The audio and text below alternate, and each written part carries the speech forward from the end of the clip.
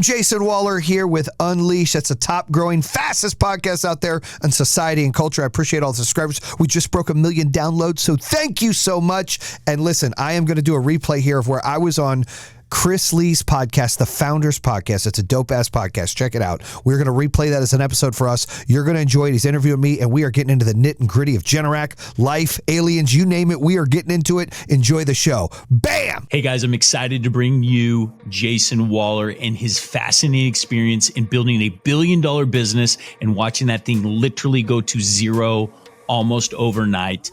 Stay tuned in our conversation on this episode of the Founder Podcast. Yo, welcome to another episode of the Founder Podcast. Today, I am joined by Mr. Jayson Waller. Jayson was the founder of Power Home Solar, also known as, or most recently as Pink Energy. Jayson is an entrepreneur, a serial entrepreneur, has been involved in all different types of spaces. He is actually a what do you call it? Not a guest, but a star of a new reality TV show. What's the name of the reality TV show, Jayson? Bam Fam. Bam Fam. Cool. Yeah. And so welcome to the show, Jayson. Thank you, Chris. Appreciate it. Dude, good to have you. So Jayson, tell us, man. So recently, I know you've been in the news and for, some of the negative press. Me and you come from similar industry in the solar space. And whenever the name Jayson Waller comes up, occasionally there's some negative feeling associated. What do you say to those people? If they've never ran $1 billion business and they don't understand the back end details of product liability issues, then I can't change a jack's mind, right? I go based on reputation. And our business for 8 years was the best of the best. Won every award, A+ with the BBB, 5 NFL stadiums getting solar, 1 Major League Baseball stadium. I mean, the cream of the crop. We had over 2,000 online testimonials. We had over 10,000 positive reviews.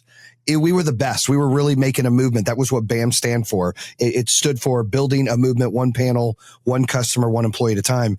And when we went with Generac in 2020, and started to use their parts. There was a part called the Snap RS.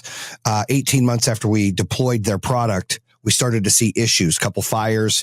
We thought they handled it. They sent a firmware update, basically shut almost 20,000 of our customers off.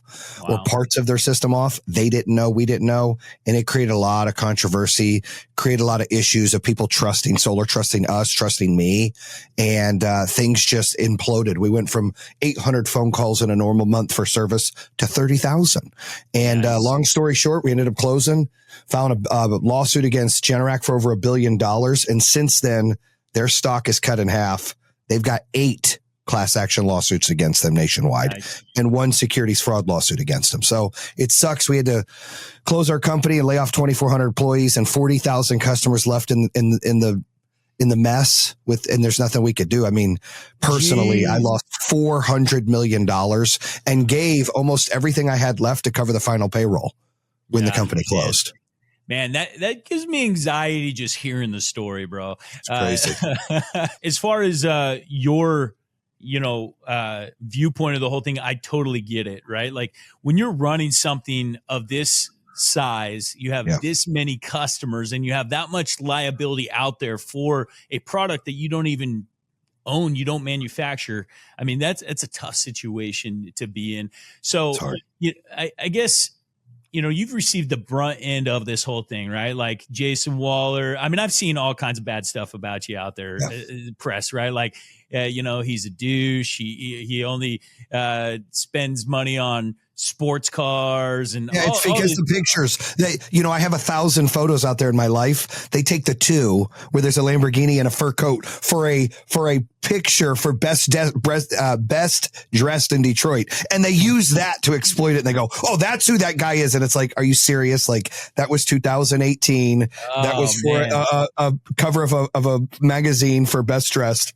Like, but that's how this works. Like, right. I get around. It reminds me. It reminds me of the book, Trust Me, I'm Lying, right? Like that is based from a news anchor that says like, look, we spin everything in the worst possible light to get eyeballs. And dude, I get it, man. And well, when I did a round table with Trump, and I was at so I've seen Trump twice. I went to a private event in Mar-a-Lago, and then I did a round table about solar with him. In 18, when I did the Mar-a-Lago trip, it was private.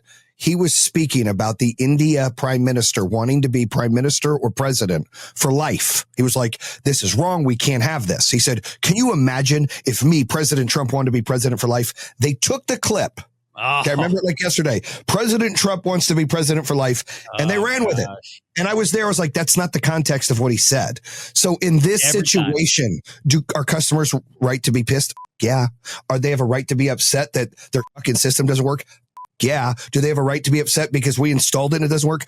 Yeah. But we got to go back to our product liability issue where they should have done a national recall. They should have been more forthcoming. They should have been proactive. They should have been able to pay the service bill to us over $50 million so we can continue to replace those and fix those and write refund checks.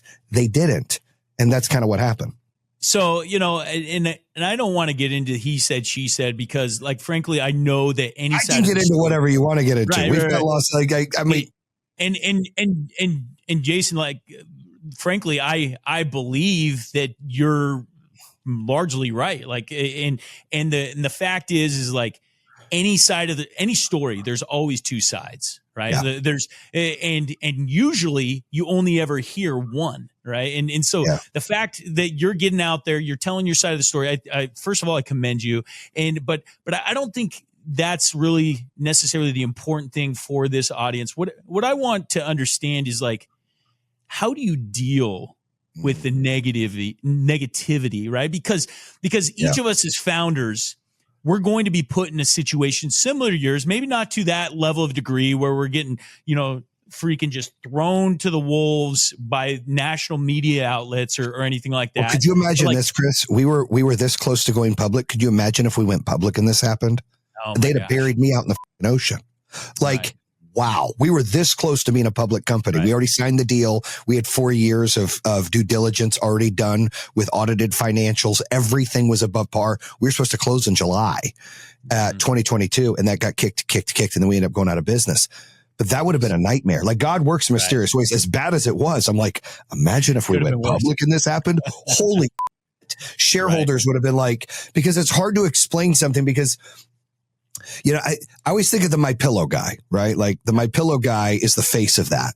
And if you were buying pillows and the material in the pillows, maybe this is a good analogy, maybe it's not, started to give people cancer, everybody wants to kill him. But he actually doesn't make the pillows. He has a company that he buys material from that makes the pillows, and that manufacturer be there. Somewhat similar to this situation. So I understand and respect people's point of views and why they're upset. But the hatred got bad. We had death threats. The FBI showed up at our house 3 days before Christmas, banging on my door. We're like, what the fuck? He's like, FBI. I'm like, what? And he's like, listen, we've had a biker gang call in, or someone anonymous call came in. So there's a biker gang out there, put a hit on you. I'm like, for what? And he's like, this pink energy thing. Like, it got so bad that we were going to Florida. I had security. I mean, it was crazy. And my wife was freaking out. I'm buying more guns. I'm putting things up. I'm telling the cops, like, I can't even shoot that good, but if I hear something, I'm shooting every thing. So you better be rolling down the street because I'm ready. And it was tough because people that don't know me, that don't even know the situation. There's 3 groups of people in these hate groups when we closed. There were customers who really had a right to be pissed. There was a third of them. They were, and they don't understand. Like, look, asshole, I don't care. I bought it from you. You fix it. I get it. And that's a manufacturer's warranty. It wasn't instantly. I get it. And we were trying to do that. The second group was our competitors. And most of them, our 99.9% of them, were smaller than us. And the problem in today's world, and you know this, Chris, is people are haters. Most people want to see people fail. Other people's success is their failure. Their failure is other people's success. So they look and they go, oh, Power Home's only that big because they do this or they do that. Oh my God, I bet they're doing this wrong because they're such losers and haters. They're stuck in their own pig nothing, and they just want to hate. So they don't understand that, oh my God, maybe this company really did get big and did great things. No, they can't accept that because of where they are, and that's sad. They should be happy for people. And so there's a third of them that were competitors that just prayed and ran their mouth on and talked. And then a third were ex-employees that left on bad terms. Now, listen, I'm a very, very polarizing CEO, meaning like, you know, I feel you, man. I'm right there with you. And there's like I have an 80-20 rule, and it's been that way in every company. I'm dealing with AGs and like bankruptcy turned like, well, tell us about this 80-20 rule. Well, it's pretty simple. I hire 10 people.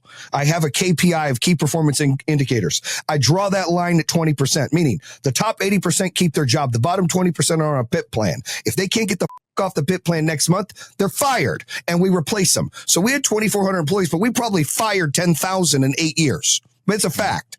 And because of that, I did that in every department, not just sales, installations, cleaning the bathrooms, IT, customer service. I want the best of the best. The bottom 20% hold everybody down. I'm not interested. Move on and churn and burn.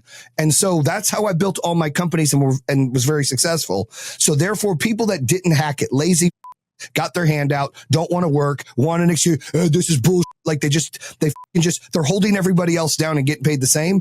Those are the people that go online and write. And so it was hard. It was harder for my family with the death threats. And for the first 90 days, Chris, I hit depression. This was my third company. I had 2 great exits before that. And then this was my third company, and this was exploding. And the company was worth $1 billion. We had 54 offers for the company, anywhere from 450 million private all the way to $1.05 billion. We were doing, I never imagined us doing 650 million revenue, but I had a fantastic team around me. We had Elliot Davis on the finance. We had everything going for us. We were doing everything the right way. And when this happened, it was like the plane just warp speed to the ground. It was like overnight, like 90 days, this thing just plummeted. And it was so hard. And I had an identity issue. Yeah. Because when you're running a big company for 8 years and you got a top 5 podcast and you're on TV shows like 2 Minute Journal, now all of a sudden you're this guy with this big red X on his face. I struggled. I went through depression. I was so angry. I wanted to go to Wisconsin and take Aaron Yagfield and just rip his face off and beat him. He's the CEO of Generac, but I didn't. I wanted to, but I didn't. And I was like, all right. I stayed angry, but I have 4 kids. I have 2 grandkids. I have a wife. Am I going to live pissed off? Am I going to be that guy that's like, I used to have $1 billion company. I'm not going to be that guy. I'm going to be the guy. You know what? I had $1 billion company. I lost it, but now I built 5 other $1 billion companies. Right. And so I'm like, I'm getting to work. So I focused on building a new company, which I did. It's worth about 30 million right now. It's a year old. It's doing 2 million a month in sales. It's home services, flooring. What are you building right now? Tell me about it. It's a flooring company. It's crushing it, right? Get ready to do bath company to where we're going to do remodel baths. I have a marketing agency I'm building. I have clean water filtration. This is some of the water here that we're getting ready to roll out. So other home service companies that we can do digital marketing, put sales reps into homes, put installers out there, offer a great product. That's my jam, right? We were spending $150 million a year in digital marketing. I know it from A to Z on ROAS and what levers to pull and platforms and et cetera. So I stayed busy and started working, and my kids and my wife were really the motivation they were so scared and confused and, what's happening? Like, why is this happening? Why are people they were getting picked on at school?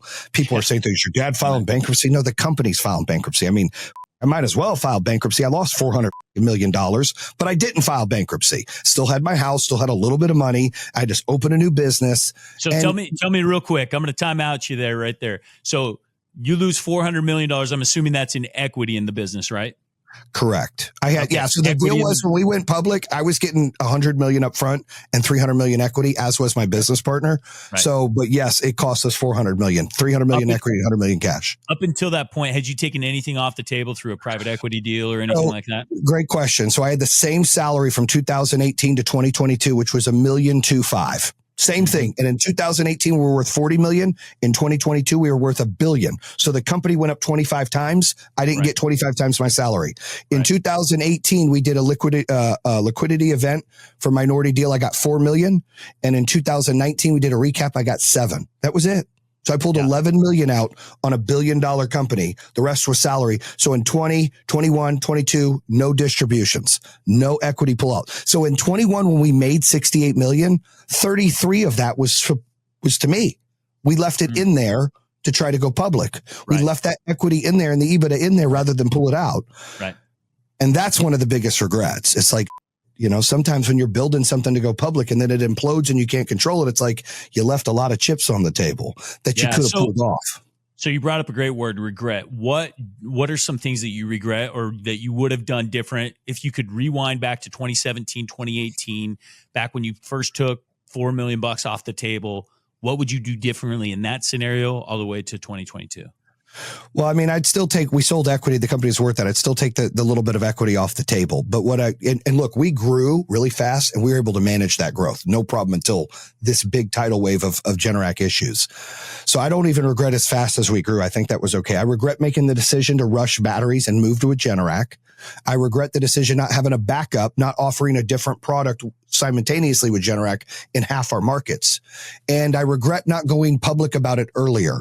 Generac was part of our public deal. They were part of our pipe raise for $50 million. So we were in negotiations with them, giving us $50 million towards the public deal while we were figuring out, oh my goodness, it's their firmware that screwed all this up and shut these systems down.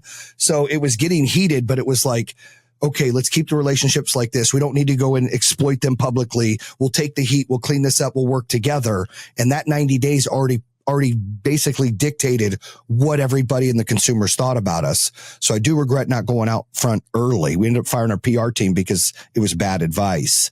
And then I regret not pulling chips off the table. When you're building a company, you want to go public, you leave everything in there, which is a smart move. And I've always believed that, but I should have pulled some off. I didn't. I left it all in there because I was like, look, I'm comfortable with what I make. I don't have any debt.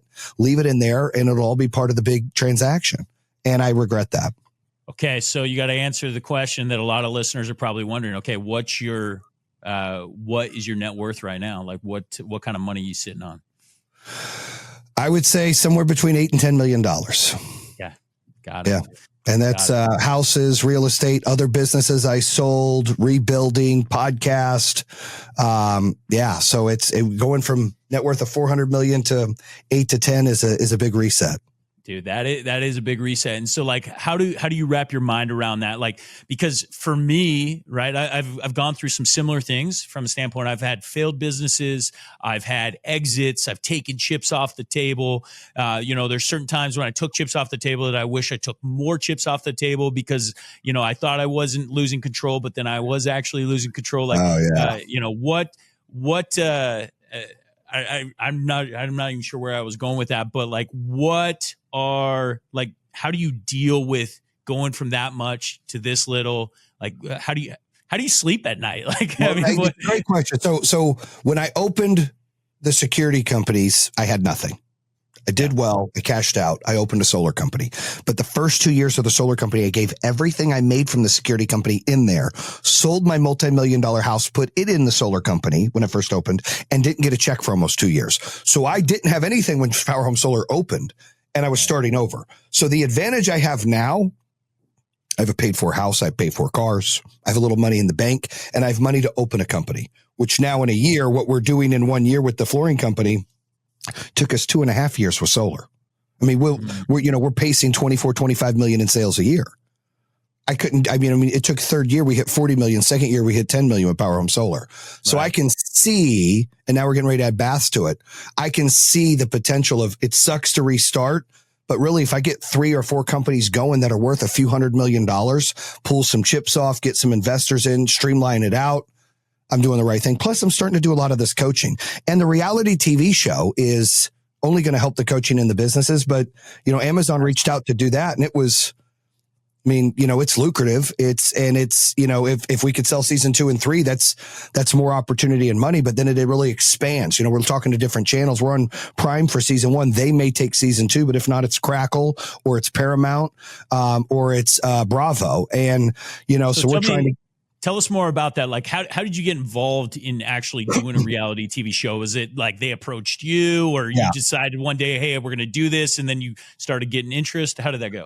Yeah, no, they approached me after we closed. My attorney is the attorney for the people who created the show Bar Rehab. And so we all had lunch in LA and they're like, Jayson, if you're going to get into coaching, your story is crazy. We want to tell a documentary, but we want to have you help companies and have you resurrect these companies. And maybe you do that. I'm like, I'm a free agent. I'm open for business. Let's do something, right? And my name was real hot and toxic at the time, and they thought that was a great thing. I was like, are you sure? Like, I feel like this is a bad thing. And we're trying to go through the process, and then they're filming, they're following me to Minnesota, they're following me to Utah, and they're checking, I'm looking at companies in Ohio, talking to them, and then they start filming me and my family, and they're like, hold on, we need to talk. So we start talking, and they're like, would you be opposed to a reality TV show? Like, just straight reality TV show, kind of like the Osbournes. Like, you're this big bad, let's go get it done entrepreneur. You go home and you don't get to run. Your wife's the boss, your daughters, your son, like, you just check your nuts at the table, blah, blah, blah. And I'm like, you know what? I dig it. So I got the family behind it, and it's a bigger pond to fish in. I always think of, pond is like marketing. When you got a reality show that's got entrepreneurship and speaking and mentoring in there with all the chaos, and that's more appealing. So they started filming it like crazy. It followed us to Turks, went on our Turks trip, came back here, filming conversations with me and my aliens I got in my studio, because I get this alien fascination now. When you lose $400 million, you can go a little nuts. So I went from like keeping it between the buoys of everything's corporate to losing my mind in a good way, though. Like, it's like a release for me, and I have fun with it. And then the Amazon picked up season 1 for the pilot. And, if it goes well, they're going to pay out, and we're going to have season 2. If somebody else buys it, they'll be competing for it.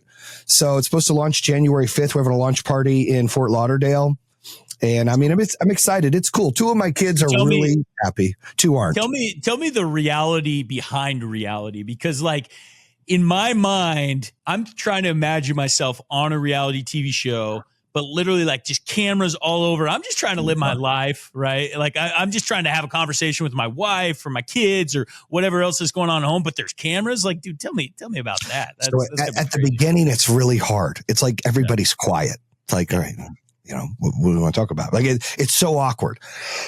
Then you get used to it. And then you're like, move the cameras, and they just follow you. Like, dude, I said, move the cameras, and they follow you because that's what they need. And when you cool off, you'll probably be like, okay, I guess you can use that. So they ask questions like, what's off limits? Kind of like you did, like, what's off limits? Right.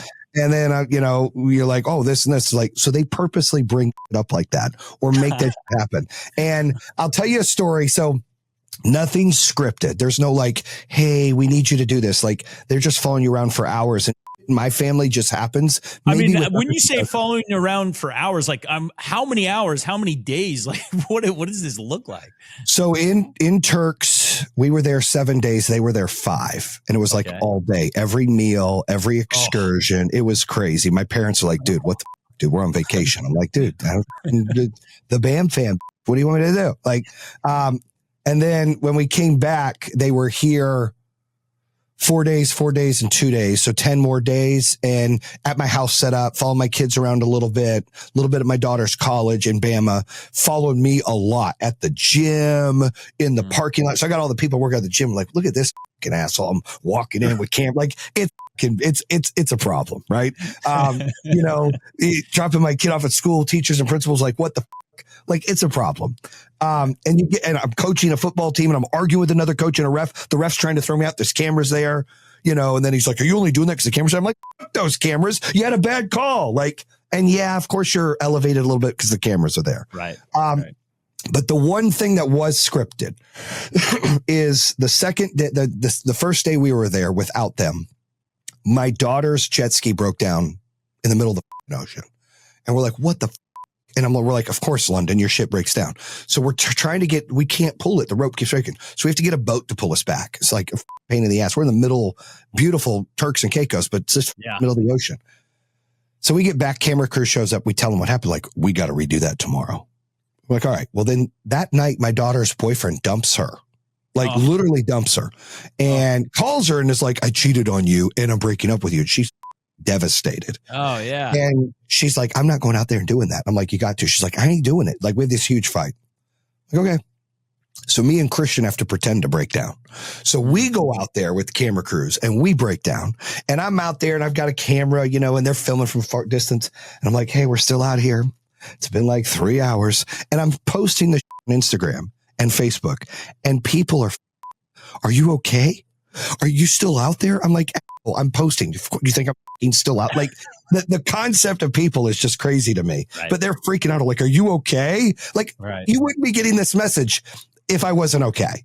So that's the thing though. That's the thing that I think a lot of times we don't realize is like, whenever I see a post on social media or whatnot, I'm like, there was a camera that caught that, or right, like you go in a completely different perspective because you just think that somehow you're there and you're watching what's going on, and then you have to do a reality check and be like, wait, they literally scripted that, or they did this or that or the other. It's so unique how literally us as watchers of social media or anything, we don't actually put ourselves into the reality of what's happening. Like to your point that like, of course you got this message, so I'm okay. Like understand how you got it. It's just funny how that whole thing works. You know, with reality TV too, I think like at least for season 1 for us, everything was natural, right? It's more of a background check, a bio. My wife's got a story. Like her dad went to prison when she was 9. She slept in a bathtub for 2 years. Like she is the worst PTSD in the planet. She goes through major social anxiety. Like that's its own story. Okay. And during this time of filming, right before my second oldest daughter was actually had her drink spiked with fentanyl and she stopped breathing. And we had to go to the emergency room. She had to get all this and they had to do tests. They figured out it was fentanyl. And like we got the cops involved. I mean, it was a nightmare, dude. We're bawling and now that wasn't on film, but we had to talk about it shortly after because it happened literally a week before they started filming. And my daughter was like, I don't know if I want to be around people. She finally went back to Bama, but it f***ed her up. I mean, people forget real happens to real people. And people forget when they see you on social media, they see you on TV or they see you on the football field.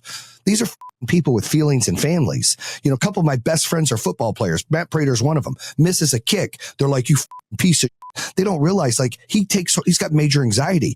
I mean, he goes home and he cries and he's real problems. Like I remember there was a time I did like take him to the emergency room twice because his anxiety was so bad. He was passing out and seeing crazy shit, and we're all freaking out. And the Lions, like, this is what happens. These guys are under pressure and people forget they're human beings. And it's like with all the hate out there with what I did, we were trying to do a good thing.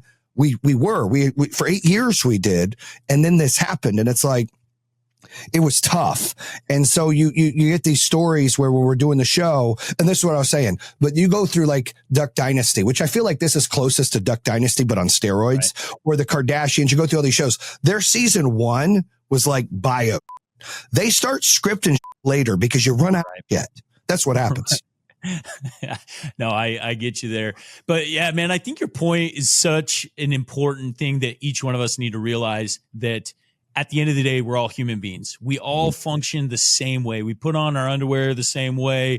We take hatred to heart. Things hurt, right? We all have anxiety, stress, depression, happiness, joy, and we go through all these different things. And like, it's so important to remember that like when mistakes happen, like for example, your business failing, right? Like, I mean, Jayson at the end of the day is a human being. Like everybody wants to throw him our hate, but I think that's such an important like principle to understand is like there are real humans, and this is actually goes to the positive side. Like when something negative is happening to you, like I actually had a guy that was wanting to file bankruptcy, and I told him, I'm like, look, behind these businesses are real people. Talk to the real people. Negotiate your way out of this, figure out a payment plan or whatever else. Like at the end of the day, it's all people. And if you can interact and realize that this human being lives, breathes, feels the same way that you do, and magic can happen and you eliminate a lot of this crap. That's true. It's very true. People are just mean. I mean, even my kids, like, how does my 13-year-old get bullied because he has a show? And we're having a conversation. I'm like, and I used to get bullied in school, right? And I was bullied because we were poor. My dad had a like 78 Cutlass Supreme with no air conditioning. So people would be like, oh my God, is that your car? And I'd be like, Dad, park down the street. I'd wear fake Tommy Hilfigers and people would make fun of me. I went to 5 high schools. I got in fights all the time, had great grades, never looked for a fight, but I was always picked on. My wife's family. I mean, we met in high school. They judged us because we lived in a trailer park. They used to say, oh, they can stick their feet out and move their house. I didn't even know what a trailer park was till we moved into one when we came to North Carolina in 9th grade. My point is I got bullied for that. I remember it now that my son goes through it and my girls have gone through it.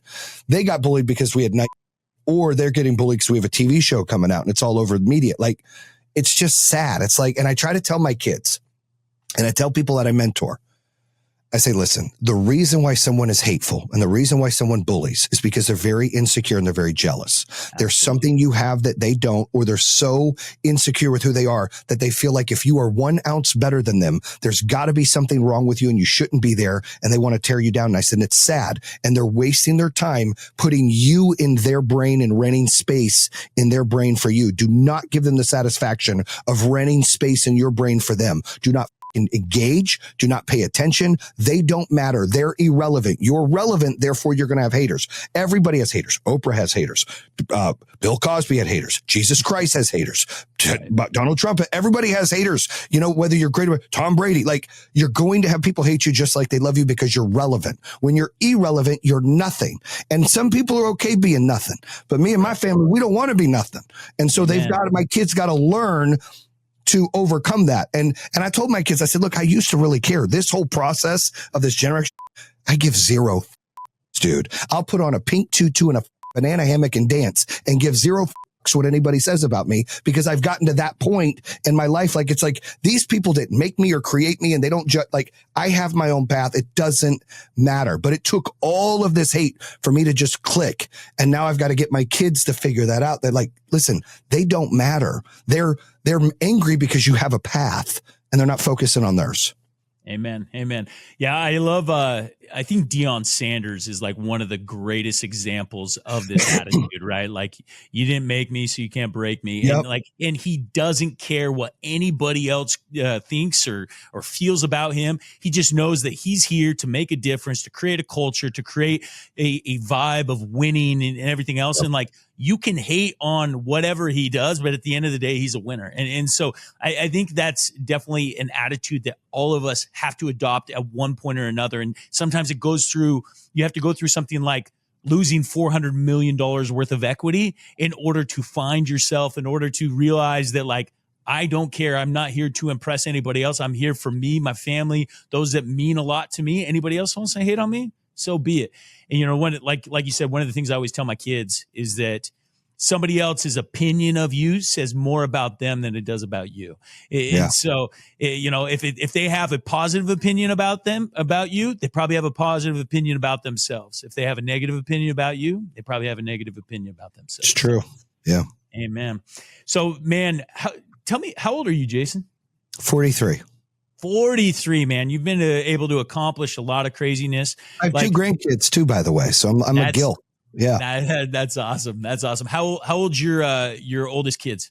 25, 19, 16, and 13. 3 girls and then my son. Amazing. Amazing. I have 5 kids myself. Family's so awesome. Yeah. So, dude, 43 years old. Obviously, you're pushing on this new home service thing. Like, what's next? When is the last hurrah? Do you ever see there being a last hurrah, or is this what you're going to be doing into the sunset?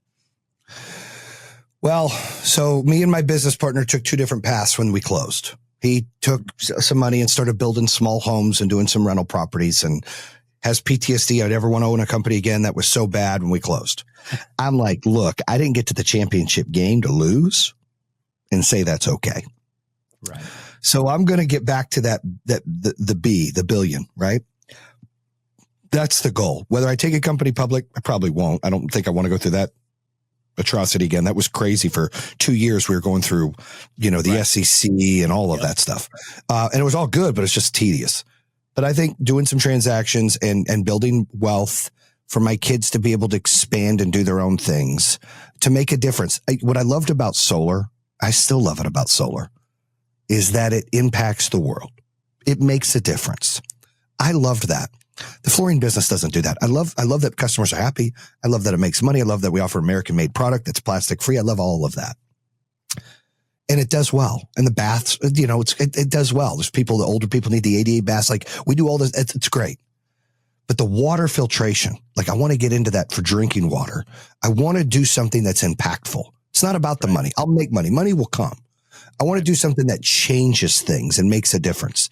And I have too many friends and family that have been impacted by coal ash and cancer and, you know, all kinds of things coming on because of the utility companies. That's part of my mission in solar, was to destroy the utility companies by empowering people to have solar because they're killing people with their coal ash. Well, it's the same thing with drinking water. And so I'm really big into, I've got a company I'm looking at that I might take over, or we might just create our own, but they've got a patent where they make water out of air. It's like a dehumidifier. It makes it out of air, and it's and they ozone it, and it's like as pure as it gets. But I'm intrigued by being able to give people drinking water. Like, no matter where you live in the US, it doesn't matter. The water sucks. And then you're spending all this money buying water that's in a plastic bottle, which is not good for you. So like, I drink it out of a glass. We've got to do better. And my wife just had a melanoma scare, and she's freaked out about cancer. And, you know, Jesse Lee just died. Like, all these things going on that are just crazy. And we were friends with Jesse Lee, all those stuff. Like, it's an eye opener. It's like, I want to get into that business or something that's going to be impactful. And so that I see me doing. But I want to scale up, sell some companies. My son's 13. Hopefully he plays some college football. He's really good, but I'd like to be able to hand the keys off to him and the girls and then walk away, you know, in 8-10 years and call it a day. I love it. Love it. So with that, do you ever see yourself entering back into the solar industry? Not a chance. I've been offered, like, the day we closed, some big companies, one of them's public. I got a phone call. You want to come join the team? No. I was advised by the attorneys, you can at first, right? Now I can actually open up Pink Energy too. Like, I've been cleared by the bankruptcy. There's nothing going on. They've already thrown 14 lawsuits out. They're like, this guy's not responsible for this. This is a company issue and a Generac issue. But, you know, the media has already painted me. And so, you know, trying to recover from that, you just got to do good, and it takes time. And then truth comes out as Generac, the more issues come over Generac, people are like, oh, maybe that is what happened. And so, but a couple of companies reached out, and I was thinking about it. And do I open one up? My problem with solar right now is what I'm told and I've coached 3 different guys that run solar companies, is the financing's too expensive. You're having issues in California with all the net metering stuff they're taking away. We were already selling batteries. We were 98% battery anyways. And I think that's the future. So I don't have an issue with the battery thing, but it's like, it became a horse market. So when I was in home security business, there was like a couple companies and that was it. Right. Then every asshole's like, well, I want to be paid multiples. So then you had a bunch of little companies and everybody's competing. And if you don't pay this guy a higher multiple, he leaves, and then you're stuck. Solar became that way, in my opinion. It wasn't like that for us because we were so big. We had employees. They weren't subcontractors. We got the leads and appointments and fed them. They weren't door knocking. Therefore, we controlled it. That's not going to happen again. There's not going to be a company that's going to be able to do that again. We were one of a kind that we were able to scale like that. That's not going to happen. So all these guys that keep door knocking and keep building dealer programs, my friend Edwin that owns Skyline, just talked to him last night. He's like, we're bleeding to death because every asshole wants more red line, And I'm like, I'm not into that business. I'm into a business that has to make money and be profitable to add more jobs, to make an impact in the world. I'm not in a business that just keep playing who's going to pay me more. I don't like that. And I feel like it's become a horse market. I agree with you. So here's a question about your bankruptcy and like starting this new business. So when I went through bankruptcy, I had to go through personal bankruptcy back in 2011. Lost everything, cars repoed, less than $1,000 in my bank account, right? So I didn't have the luxury of being able to hold any of my assets. And so for the next 2 years, I built kind of in silence, and I was a little ashamed of like basically getting reamed again. I was young, I was dumb, you know, like for me, it was like putting myself back out there in the public's eye after having this failure was a little bit difficult. Walk me through like what's going on in your current business. Cause obviously with your previous business, you were the face, you were like kind of, you know, out there. Have you continued to be the same, or have you gotten a little gun shy with, because of this public eye with like consumers and those type of things? When I talk about the hate group being a third, the customers that don't understand and the competitors and the employees, for those people, if I put my face on a brand, they're just going to attack that brand. Yep. Doesn't make sense, right? Yep. They're going to try to cancel the brand. Right. The whole reason we switched to Pink Energy, people don't realize this. They have their own assumption. There were 2 reasons. One, we were in a 5-year litigation with a company called Power Home Remodeling for the name Power Home. Trademark. 5 years it was going on. We marketed bigger than they were. We were a little bigger than they were. And we felt we could win the suit. And we're like, we're not changing our name. But when we were doing a reverse merger with a company called XL Fleet, MGG owned them. and we were going public, they had a company on XL Fleet that converts gas cars to hybrids. And so we were like, look, we're going to do so much more than solar. And I feel like power, home, and solar is small. Let's come up with something creative that's bigger than that, since we're going to have this car stuff. And let's do that. Plus, we don't even like the power home name because of power home remodeling. We got the lawsuit. So we came up in October 2021 with Pink Energy, and we trademarked it. We did all this stuff, and we said, let's do it on Earth Day in April. So it was going to be a 4-month rollout till we secretly did it. And it was right in the middle of all the shit. It was like, what? And so it looked bad, but we put TV commercials out for 2 weeks saying, hey, customers, we're the same company. We just changed our name. We're extending your warranty from 5 years to 10 years. Like, we did all the things necessary that you got to do the right way. And so that was a great call. But the reason, that was the reasons. The biggest reason for me personally was, it's okay to have your name on a business, but then you outgrow that. Then the business has to be bigger than the name. Yep. You think of Tesla, you think of Elon Musk, but he's not the face on there. It's only because his company's popular. Had he been on the face, he'd eventually pull it off, and then the T and the Tesla and the logo have to make its own brand. So to go to Pink Energy pulled me off, which was exciting for me. And we could just go to Pink Energy. Because when I first got on the brand in 2019, we actually had Morgan Freeman hired. And then we backed off it. And then our marketing team said, you do the commercials. We'll put more money and put more ads out. And I fought it. And then I was like, all right, we can do it. And I did okay. Not as good as Morgan Freeman would have done, but I did okay. So I look back and I go, in all the new companies, I want the brand to be bigger than life. It's not about my face. So my face doesn't need to be on it. And I'm more of an investor / chairman of the board. Other people are the executives. Now they're getting their shot. They worked with me for a long time. I put the money behind it. They're able to run and operate it. I'm involved in the day-to-day, 10 hours a week max. They're really doing their thing, and it's exploding. I have time. So I'm like, all right, I'll do a speaking event, or I'll do coaching, or I'll look at opening this business. So I have time on my hands, because it's not a day to day. I'm not managing 2,400 employees or 6 executives or 40 directors or, 18 regionals. Like, it's different. And so it was so chaotic and so high strung that with this, it's like, so when you're asking, is my face going to be out there? No. If we do the water company, yes. Why? Because it's hard to hate someone who's out there saving the planet and giving free water systems away. So to me, it's a great comeback, because as much as people love to see the dragon fall, they really love to see the dragon get its to go again. So I'm like, you know what? With the water, it will. But for like a different home service, HVAC, flooring, that would never, like, nobody gives a right. But with water, it would. And I agree with you 100%. So like initially when I filed my bankruptcy in 2011, I had a lot of haters, right? Whether it was customers or employees or family or whatnot, right? Like people that I had let down, that I had made promises to and wasn't able to fulfill on. Like, that's the hardest thing about failure. And I'm sure you could agree with. And so initially those first 2 or 3 years was really difficult for me to like just put myself out there, do anything, right? Even to own the fact that like I had failed.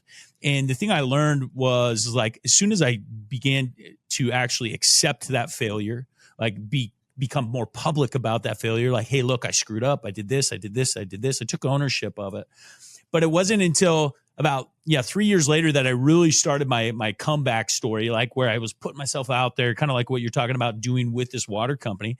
And at that point, right, your haters from 3 years ago, they forget about it, and then they start to cheer you on, like, hey, look, he's rising from the dust, right? Like he's coming back and making it happen. And so, and time really heals all those wounds, right? Like everybody that's feeling hatred towards Jayson Waller, right, they're going to forget your name 2-3 years from now, and if they remember your name, they'll slowly begin cheering you on. And so I think that's the beauty of time. And and I love the idea of doing it with something that people are going to be supportive of with the water product. That's phenomenal.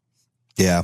And look, the reality TV show, there's a lot of hate. There's a hate group out there, and they're going to subscribe and they're going to watch. And so half of my listeners on my podcast, my new podcast, so I've had 2 top 10 or 2 of top 5 entrepreneur podcasts in True Underdog and BAM. But this new one, Unleashed, is climbing the charts. It was like 58th last I saw.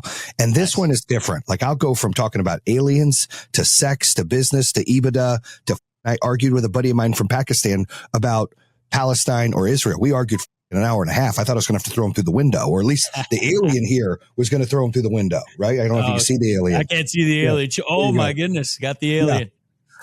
So, all right. Yeah. So let's shift gears. We're going to wrap this up in a quick, but tell us about aliens. Obviously, everybody's wondering, like, what do you believe about aliens? Well, so Dolores Cannon passed away a few years back. I watched her clip a few years ago, and it blew my mind.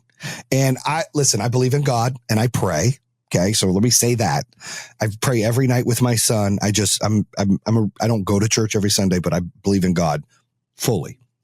But I also believe, and what Dolores Cannon said, you'd have to find it on YouTube, that aliens are actually spirits, that aliens are actually angels of God, and that they went and planted the seeds here in this universe millions of years ago. And they do this in other planets around the whole entire space. We don't see it yet. And some are free will, some aren't. And she spoke to people where it was their previous lives, and they talked about coming down here. And I feel like for them to fly down here is like minutes, where for us it'd be thousands or millions of years. And that they come in and they see what's going on. Maybe it's even us in the future, kind of looking and steering to manage things, not sure. But I truly believe that there's one God, and it's God, and that the aliens are the angels. Because if you go back to the Aztecs, you go back to the Egyptians and the Chinese, everybody, they all have some kind of being or special thing that came from the sky that they pray to, that's magical, that has all these powers. They built statues on them. What the you think they are? They were aliens, which came and spoke about God and all these things, because that's what I believe. Otherwise, it's the only thing that makes the most sense to me. And then even Jesus, I think, was an alien. That's just my thoughts. Interesting. Hey, it's an interesting perspective. And the one thing I've learned about perspective is, like, you can't judge any of them. So I love it. Yeah. I love it. Yeah. Cool, Jayson. So, man, I appreciate your time. Before we wrap this up, what are top 3 books or things that you've done in your life that have drastically changed the course, that have drastically helped you, maybe mentors or whatnot? Well, one of my mentors is Dan Locke. I don't know. Are you familiar with Dan Locke? Yeah, I've had Dan on my podcast. Yeah, he's one of my favorite people. So he's a good mentor of mine. Eric Thomas is a mentor. I talk to him probably 2 or 3 times a month. He's a good dude. And then Barry Sanders is a friend of mine, and I've kind of talked and helped him out with business, but he's kind of let me see life in more perspective of be in the moment. He's been on my podcast twice. We're friends. He came to my son's birthday party. When we closed, he flew down to North Carolina to see me and did dinner at my house. A lot of people don't know that. And he was like, dude, I can't believe this, because he was a big part of our company. Like, he was always at our events and everything, and he was sad. And Barry's a quiet dude. But that's who I grew up admiring as a football player. Who's my favorite football player of all time. And so for me to build a business where we put solar on Ford Field, we do a deal with Barry Sanders, we do a deal with other Lions players. That's my favorite team. I've got the Detroit Lions tattoo. I'm hanging out at the parties with all the players. I'm there they're coming to my house to party after the game.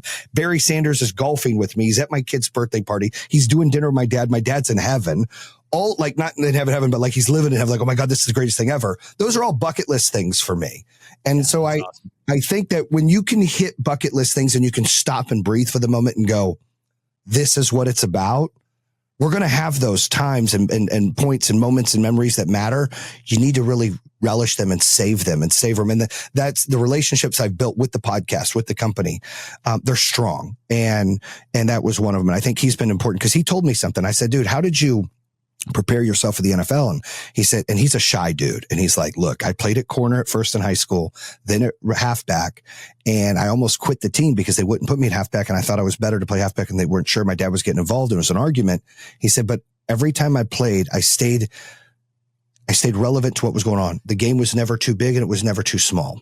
And so when we talk about, I had $1 billion company, people are like, how did you do that? It's like, well, because when we were a $900 million company, let's just whatever, we're doing 50 million of revenue, but we got to 100 million. It's the next step. Well, the 150 million is the next step. When you stay in that moment, nothing's too big and too small. When you go too big, you feel like, oh, I've got to get there. You're going to fail and you're going to get discouraged. When you stay too small, you're not ready for it. So he really taught me and worked with me to stay equal to the lights. Wherever you are in your thing, you have to stay in that moment and be relevant and just continue to push. Because if you go too up, too down, you're screwed. And so I think I got that from him as well.